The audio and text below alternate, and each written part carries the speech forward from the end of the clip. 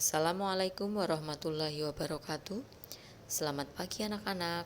Masih semangat belajar dari rumah ya?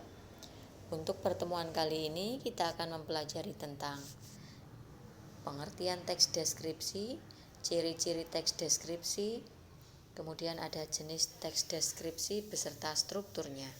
Nah, sebelum itu jangan lupa like dan subscribe di channel saya. Oke, kita lanjut.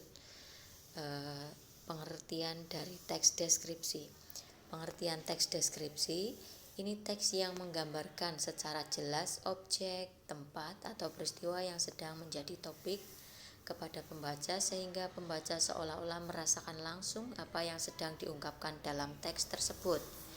Jadi dalam teks deskripsi ini gagasan utamanya digambarkan secara jelas dan terperinci sehingga pembaca seolah-olah dapat melihat dan merasakan hal yang digambarkan oleh penulis.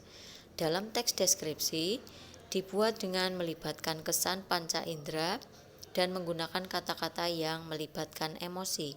Tujuannya adalah agar pembaca memperoleh gambaran yang jelas mengenai suatu objek atau peristiwa. Itu tadi pengertian teks deskripsi. Kemudian lanjut ke ciri-ciri teks deskripsi. Ciri-ciri teks deskripsi ini ada 5. Yang pertama menjelaskan ciri objek secara terperinci. Jadi objek dalam teks deskripsi itu dijelaskan secara rinci, secara detail, sehingga pembacanya seolah-olah dapat melihat, dapat merasakan apa yang ditulis oleh penulis. Kemudian bahasanya baku dan ilmiah. Dalam teks deskripsi, bahasa yang digunakan itu menggunakan bahasa baku, bukan bahasa yang non baku. Ciri yang ketiga, membuat pembaca atau pendengar seolah-olah dapat merasakan apa yang digambarkan oleh penulis. Jadi objeknya digambarkan secara detail, secara rinci, secara konkret. Dengan demikian pembaca seolah-olah bisa melihat, bisa mendengar dan merasakan apa yang digambarkan oleh penulis. Yang keempat melibatkan kesan indera, gambaran objek jelas. Jadi inderanya tadi ada indera penglihatan, ada indera pendengar dan indera perasa. Seolah-olah bisa melihat berarti menggunakan indera mata untuk melihat. Contohnya adalah pagi ini matahari bersinar dengan cerah. Itu contoh menggunakan indera penglihatan. Kemudian menggunakan indera pendengar. Contohnya seruling merdu terdengar di kejauhan. Dan yang selanjutnya ada indera perasa. Ini contoh kalimatnya ya. Angin lembut menyapa kulitku. Itu contoh yang melibatkan kesan indera. Jadi gambaran objeknya digambarkan secara jelas. Nah, ciri yang terakhir menggambarkan atau melukiskan sesuatu. Jadi dalam teks deskripsi objek itu digambarkan, dilukiskan dengan jelas. Contoh menggambarkan tentang keindahan pantai Parangtritis. Jadi pantai Parangtritis itu dijelaskan secara detail, secara rinci, dilukiskan dengan sebaik mungkin oleh si penulis. Jadi pembacanya itu seolah-olah bisa merasakan, bisa melihat, bisa mendengar apa yang digambarkan oleh penulis. Kemudian yang selanjutnya itu jenis teks deskripsi. Jenis teks deskripsi ini ada 2,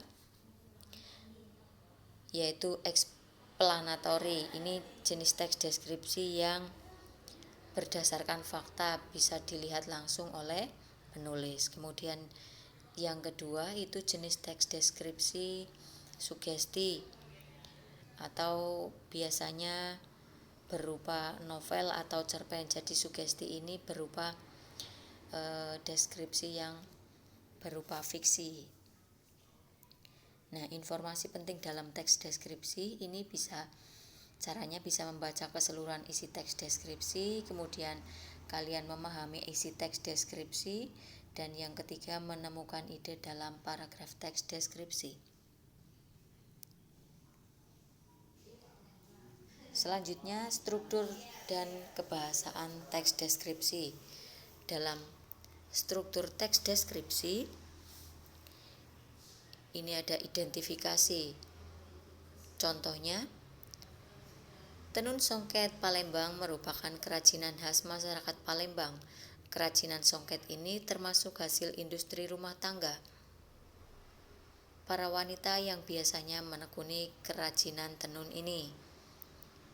Itu contoh bagian identifikasi. Kemudian bagian deskripsinya, tenun songket Palembang menggunakan bahan baku benang sutra asli.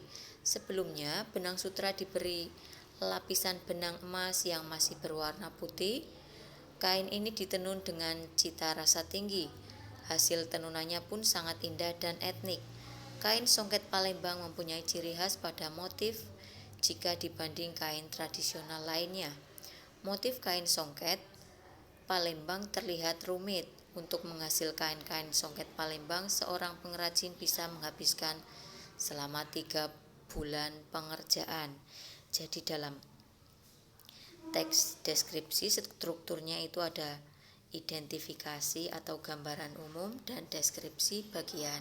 Nah, di bagian identifikasi tadi itu menjelaskan tentang gambaran umum objek yang dideskripsikan, bisa lokasinya, bisa sejarahnya, bisa makna nama, serta gambaran umum tentang objeknya. Nah, kemudian yang selanjutnya deskripsi bagian ini menjelaskan tentang perincian objek berdasarkan tanggapan subjektif dari penulis. Perincian dapat berisi apa yang dilihat, didengar, dan dirasakan oleh penulis. Kemudian yang selanjutnya, kebahasaan dalam teks deskripsi. Dalam teks deskripsi itu berisi penjelasan terperinci supaya objek menjadi konkret. Kemudian kalimatnya menggunakan cerapan panca indera. Kebahasaan yang ketiga, pilihan kata atau diksinya menggunakan emosi kuat dalam teks. Yang selanjutnya, keempat, penggunaan kata berimbuhan. Jadi dalam teks deskripsi ini menggunakan kata berimbuhan.